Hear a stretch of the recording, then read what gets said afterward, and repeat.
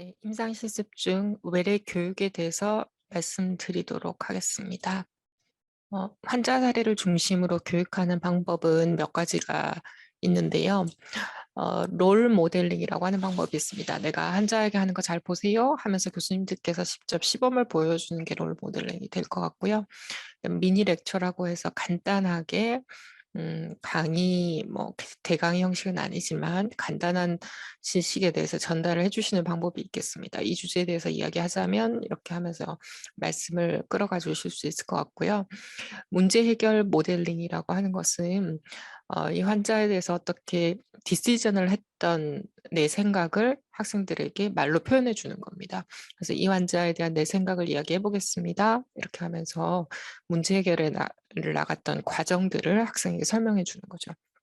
그리고 전문가로서의 자문은 이제 학생이 궁금한 게 있으면 책을 찾아볼 수도 있겠지만 또 책에 나오지 않은 지식들이 또 교수님들한테는 있기 때문에 그런 걸 컨설팅 해줄 수 있겠습니다. 궁금한 것이 있으면 물어보세요. 이렇게 하면서 학생들의 질문을 받는 형태가 되겠습니다.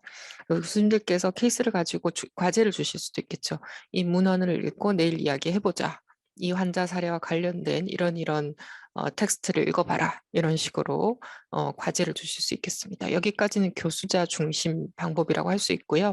그 다음엔 학습자 중심의 방법이 되겠는데 질문을 이제 던지는 방법이 있겠죠. 이 환자에 대해서 무슨 생각을 했는지, 이유가 무엇인지 말해봐라.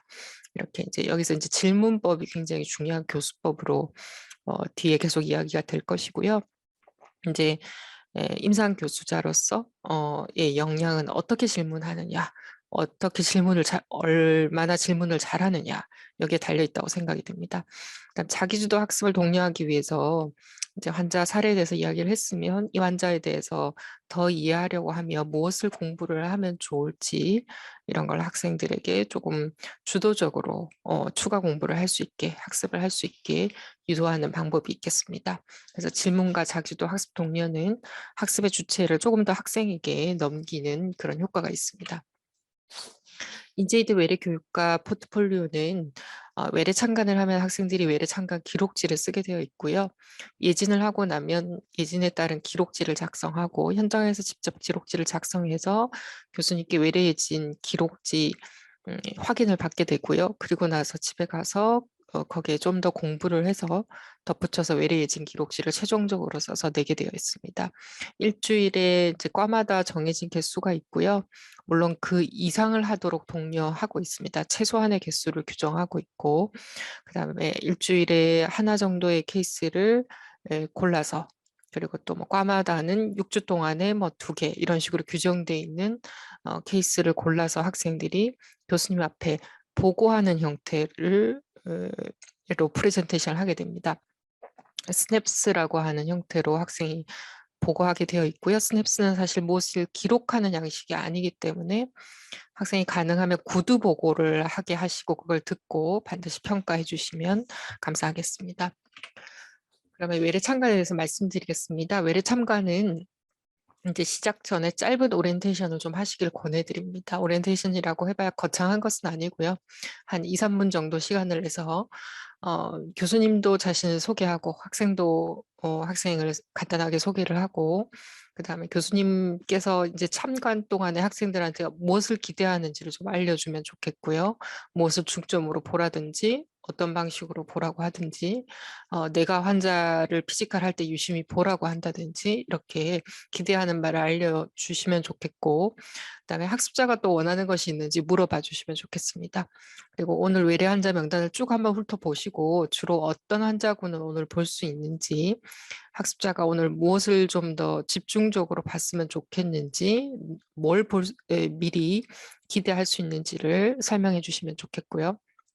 그리고 나서 이제 외래가 일어나면 이제 그날 순발력 있게 환자에 따라 우리가 이제 가능한 티처블 모먼트를 교수님께서 이제 찾아내신다고 보시면 되겠습니다. 어떤 환자는 굉장히 메시하게 환자가 뭔가를 이야기하는데 그 중에서 클리니컬 프레젠테이션이 무엇인지 교수님이 뽑아내는 걸 보여주실 수도 있고 그다음에 임상 추론 과정, 진단까지 어떤 생각으로 내가 추론을 했는지 그런 과정에 대해서 교육하실 수도 있고 그리고 어떤 환자들은 오늘 어떤 치료를 결정하게 된 이유에 대해서 또 이야기 나누실 수도 있겠고, 그다음에 술기를 하신다면 술기를 가지고 보여주시고 이야기할 것이 있을 것이고, 시술도 마찬가지고요. 그다음에 환자 의사 관계 같은 것도 외래에서 언제든지 일어날 수 있는 학습의 재료가 되겠습니다. 이런 내용을 간단하게 언급하고 학습자에게 메모하도록 합니다. 이제 뒤에 이야기를 좀 나눠보자. 왜냐면 외래 중에서 이런 이야기를 하긴 좀 어려우니까요. 그러면 학생들은 외래 참관 기록지에다가 어, 이제 교수님께서 말씀하시는 걸 간단하게 메모할 수 있도록 그렇게 이야기해 주시면 되겠습니다. 네, 신체 진찰이나 술기 시술들을 행할 때는 질문이나 설명을 하시면서 하시면 이제 학습자가 배울 수 있고요. 이거 학습자한테 뒤에 좀 자세하게 이야기해 보자 하도록 이제 메모하도록 시키면 되겠습니다. 그리고 이제 외래 종료 후에 반드시 앞에서 학생들에게 메모하게 했던 그런 모든 티처블 모먼트에 대해서 지나가지 마시고 이제 학생과 간단하게 이제 이 학습의 세션을 갖기를 말씀을 드립니다. 그래서 오전 외래가 점심시간을 넘길 경우에는 전체 일정 등이 만약에 학생들이 있어서 PBL을 하러 간다. 뭐 이렇게 할 경우에는 오후에 따로 시간 약속을 좀 내주시면 좋을 것 같고요. 아니면 이제 회진하실 때 스테이션에서 회진 시작 전에 5분, 10분 정도 시간을 할애하시는 게 가장 이상적일 것 같고요. 그 다음에 가능하면 당일 그 하루를 넘기지 않도록 해주시면 감사하겠습니다. 그리고 종료 시간을 조금 넘길 경우에는 외래를 마치고 디브리핑까지 하고 종료하는 걸 더 권해드립니다. 교수님들께서 외래를 뭐 한 30분 정도 뒤로 넘기는 건 학생들이 충분히 같이 observation 할 수 있다고 저는 생각을 합니다. 질문하는 게 제일 중요하다고 앞에도 말씀드려서 어떻게 질문하는지 대한 이야기를 제가 또 뒤에 할 거고요. 그다음에 티처블 모먼트에 대해서 이제 이야기하는 것이 그다음 시간이 될 거고, 그다음 마지막에 이제 포트폴리오에 확인하기, 외래 참관이나 술기를 봤다면 이런 확인하기 비밀번호 4자리를 눌러주시면 되겠습니다. 그래서 학생이 모바일을 내밀면 이런 형태가 될 거고, 탭이나 노트북을 가지고 있으면 아마 이런 형태가 될 건데 여기에 교수님께서 비밀번호를 넣어주시면 사인이 되겠습니다. 그래서 외래를 그냥 구경시키는 것으로 끝나는 것이 아니고 반드시 디브리핑을 해주시기를 부탁드립니다. 외래 예지는 보통 외래 참관하면서 동시에 일어나는 경우가 많으니까요. 어, 외래 예진 후에 이제 학생의 기록지를 받아서 읽으면서 이제 학생에게 간단한 보고를 받는 형식이 좋겠고, 이제 환자 들어오게 하고 나서 진료를 보면 되겠습니다. 다음은 외래 예진에 대해서 말씀드리겠습니다. 외래 예진은 이제 루틴을 좀 세팅하는 게 필요할 것 같습니다. 그래서 간호사한테 학생이 예진할 환자가 있을 때 나한테 노티를 하라. 이렇게 미리 이야기를 세팅을 해놓고 그다음 그 환자가 외래 예진에 적절한 환자인지 교수님께서 확인하시고 외래 결정 후에 학생이 예진을 할 수 있도록 이런 식으로 하는 게 가장 이상적인 루틴이 될 것 같고요.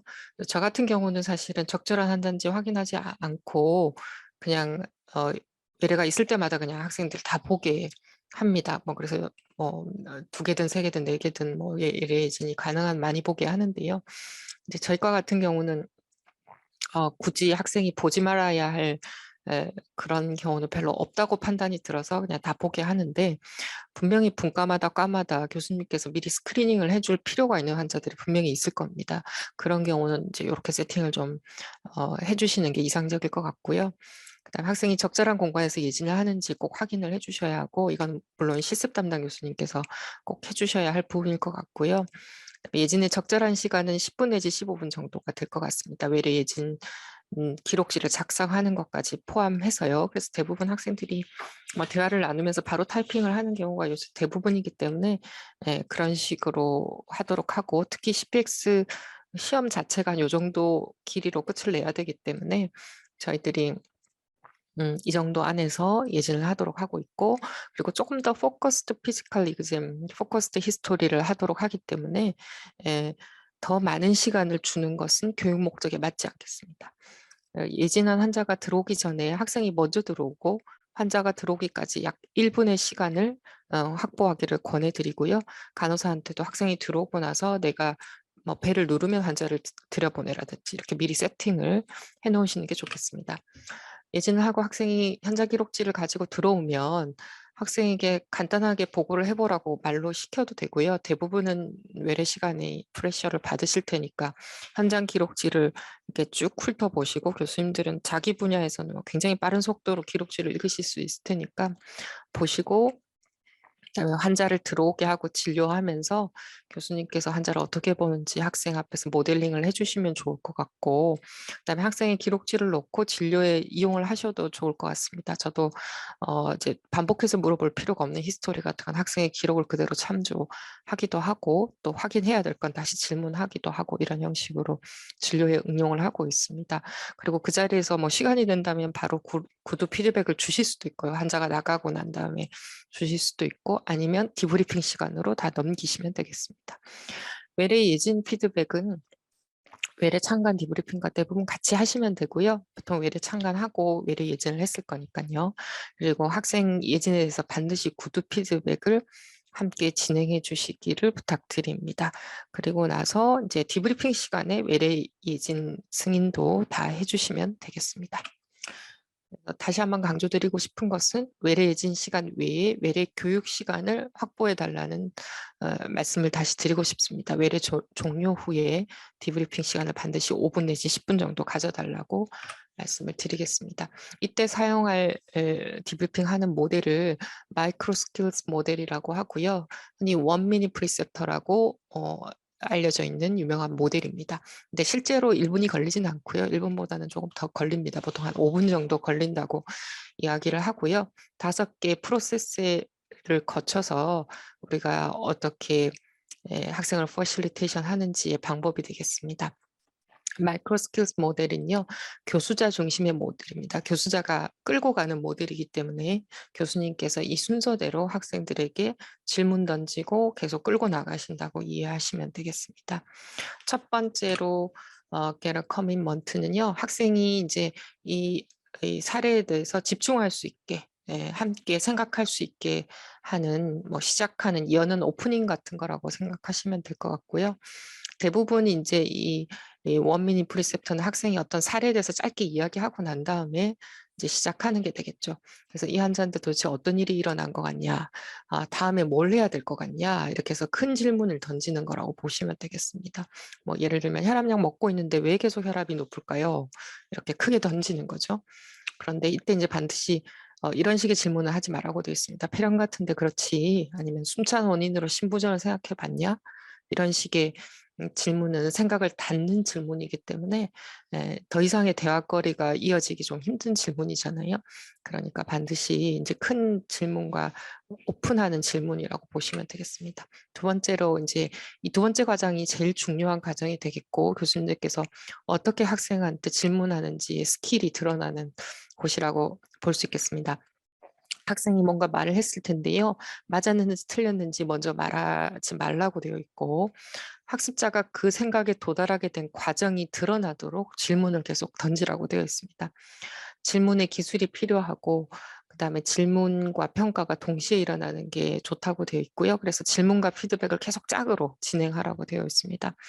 그런 진단을 하게 된 주된 소견은 무엇이니, 그런 진단을 하게 됐던 히스토리아 피지컬의 파지티브 파인딩이 무엇이니, 이런 식으로 질문을 던진다든지, 왜 티아자이드 대신에 퓨로세마이드를 선택했을까? 그러면서 계속해서 학생이 본인의 리즈닝을 드러내는 질문을 하는 게 중요하다고 생각하시면 되겠습니다.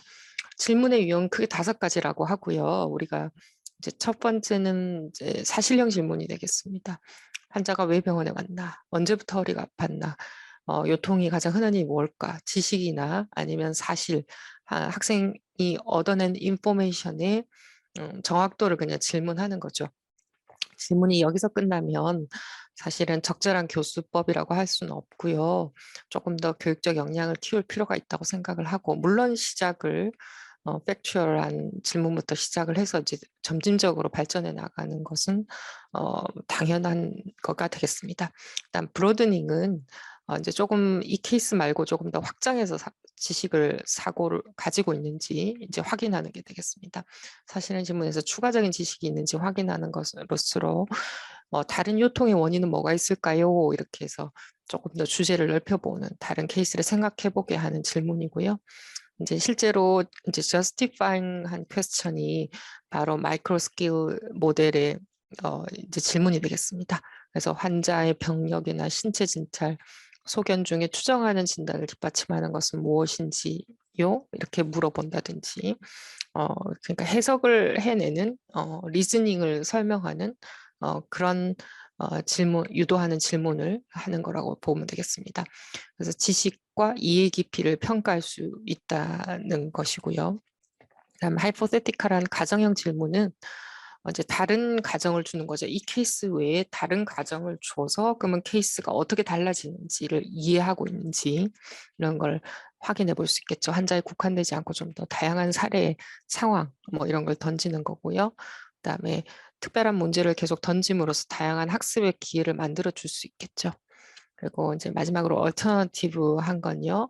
이제 어, 서로 다른 진단 치료 계획에 따라 어떤 다른 결과를 가져오게 되는지를 한번 가정해 보게 하는 겁니다. 이 환자한테 이런 진단을 쓰지 않고 다른 진단을 썼을 때는 어떻게 될까? 이 환자한테 A라는 치료를 하지 않고 B라는 치료를 하면 어떻게 될까? 이런 식으로 계속 가정해서 그 결과가 어떻게 달라지는지를 생각해 보게 하는 대부분 고도의 지식과 판단력을 요구하는 질문이라고 할 수 있고요. 이제 우리가 전공의 교육에 많이 응용하면 좋을 질문이라고 볼 수 있겠습니다. 세 번째는 교수님들께서 일반적인 룰에 대해서 가르쳐 주시는 겁니다. 그래서 다른 사례에도 쉽게 적용될 수 있는 원칙을 알려주는 것이고요. 아주 길게 할 필요는 없고 한두 문장으로 요약이 가능합니다. 밑에 좋은 이그젬플들이 있고요. 젊은 사람이 메카니컬 백페인으로 왔을 때는 엑스레이 촬영이 그렇게 도움이 되진 않는다. 이런 룰을 이제 세워주는 거죠. 그리고 뭐 폐렴을 팔로우할 때 X선 사진은 4, 6주까지 완전히 깨끗해지지 않을 수도 있다. 일반적인 원칙, 룰 이런 걸 설명을 해주면 학생들이 다른 케이스에서도 응용이 가능하겠죠. 그래서 스페시픽한 이야기를 하는 게 아니고 제너럴한 룰을 이야기하는 단계다. 이렇게 보시면 되고 네 번째는 학생이 잘한 부분을 칭찬해 주는 거라고 보면 되겠습니다. 그래서 긍정적인 피드백을 해주고 강화를 해주는 거죠. 근데 이 칭찬에서 가장 중요한 원칙은 막연한 칭찬보다는 구체적으로 뭘 잘했는지를 말해주는 것입니다. 네가 환자에게 공감을 잘했기 때문에 병력 창치 때 환자가 민감하지만 중요한 정보를 공유해 준 거기 때문에 잘했다. 이렇게 구체적인 칭찬을 해주시는 게 효과가 있겠습니다.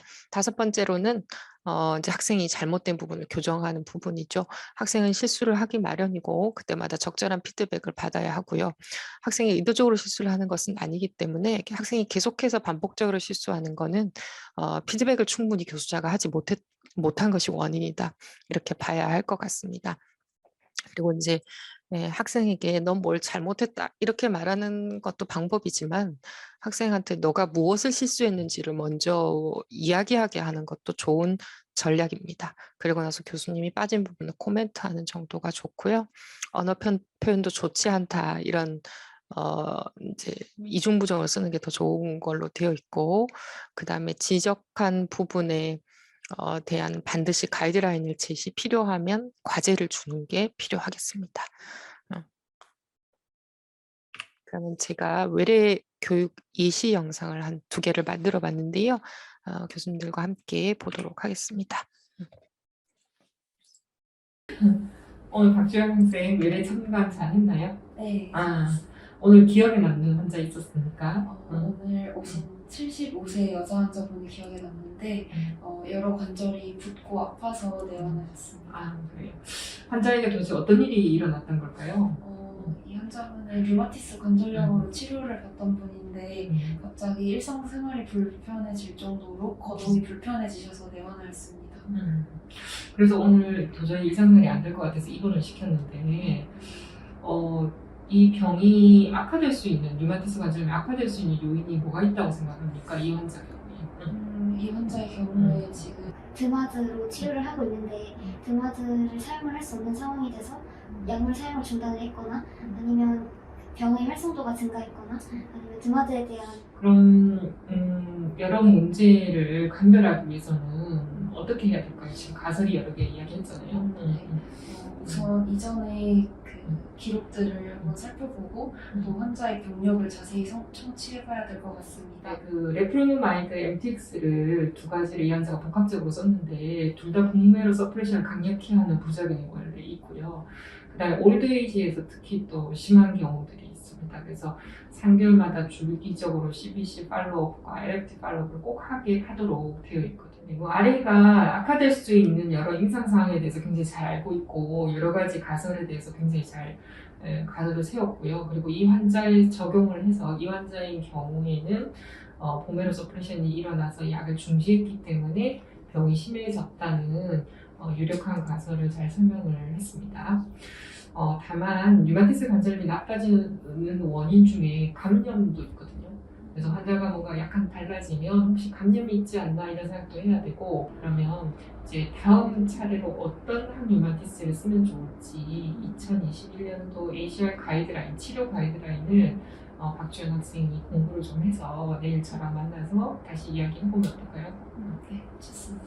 네. 그러면 외래 참가? 네. 네. 네. 네, 이 비디오는 외래 참관만 했을 때 학생들한테 어떻게 디브리핑 줄 건지 하는 영상을 만들어 봤습니다. 다음은 이제 외래 예진을 했던 학생이고요. 외래 예진 후에 피드백을 주는 방법인데 똑같이 원미닛 프리셉터 방법으로 했고 뭐 과정은 동일합니다. 그래서 한 번 더 보시죠. 엄상 학생 오늘 외래 예진 본 환자 이야기 한번 해볼까요? 외래 참관했던 예진 환자 보여드리겠습니다. 환자는 56세 여성분으로 3개월 전부터 갑자기 발생한 양손가락 관절통과 발바닥 통증으로 내원하였습니다.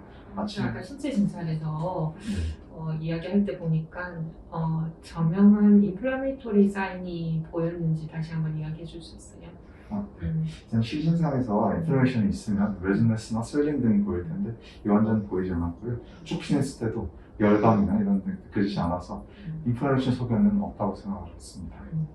류마티스 관절염의 이제 가장 특징 중에 하나가 인플라메이토리 사인이 있는지 없는지를 확인하는 걸 텐데 그런 걸 완전하게 사인을 확인을 못했으면서도 류마티스 관절염이라고 생각했던 이유가 있을까요?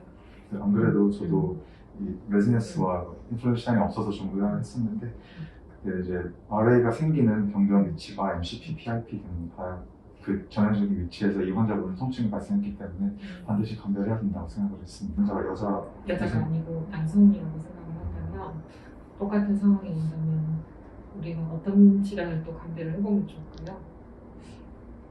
일단 나이가 연세가 조금 있으시고 해서 그 관절이 닿는 OA 등 생각을 해볼 수 있을 것 같습니다. 일반적으로 우리가 인플라메이토리 사인이 있는 것이 류마티스 관절염의 가장 중요한 기초적인 신체 소견입니다. 그래서 신체 소견에서 반드시 인플라메이션이 있는지 없는지 확인하는 게 제일 중요하고요. 근데 아직 학생이기 때문에 피지컬 의증상에서 인플라메이션 사인을 정확하게 못 느낄 수는 있거든요. 그리고 우리가 그 로케이션 부분을 아까 이야기했잖아요. 그래서 MCP 조인트하고 PRP 조인트, MTP 조인트에 텐더니스와 특히 리스트의 텐더니스를 느꼈다고 이야기했는데 그 로케이션이 RA가 굉장히 잘생긴 로케이션이기 때문에 그 부분은 아주 잘 캐치를 한 것 같아요. 그리고 우리가 조금 더 공부를 더 해보았으면 하는 것은 우리가 히스토리 상에서 우리가 실제 그 나이 때 아직까지 활발하게 일을 할 나이잖아요. 그러니까 최근에 너무 과하게 관절을 사용하거나 인대를 사용한 적이 없는지 그리고 관절 외에 다른 인대 문제가 없는지 이런 부분에 대해서 조금 더 히스토리를 세심하게 할 필요가 있을 것 같습니다. 그래서 우리가 헬스 맨 처음에 보면 관절통 접근하는 방법을 우리 여러 번 다루고 했잖아요, 그죠? 그래서 꼭 케이스 정리할 때 꼭 관절통으로 스키마를 한 번 더 확인을 하고 오늘 케이스를 가지고 적절히 내가 감별 진단에 도달했는지를 한 번 더 공부를 해보면 좋겠습니다.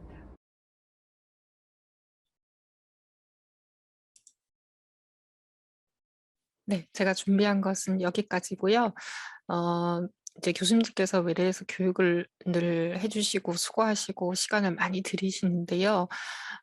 이제 디브리핑을 꼭 해주십사 하는 것은 이렇게 5분, 10분 정도 구조화된 교육을 해주셔야 학생들이 교육을 잘 받았다. 이렇게 느낀다고 합니다. 우리가 이제 지나가면서 얼마든지 많은 말을 해주고 많은 피드백을 해주고 있지만 이렇게 정식적인 포멀한 세션을 만들어서 대화를 나누고 교육적인 질문과 대답을 할 때 학생들이 교육받았다 이런 생각을 한다고 합니다. 그래서 이제 이런 스킬들을 좀 설명을 드렸으니까 외래 예진 교육이나 또 전공의 교육들에서도 활용을 해보시면 좋을 것 같습니다. 네, 감사합니다.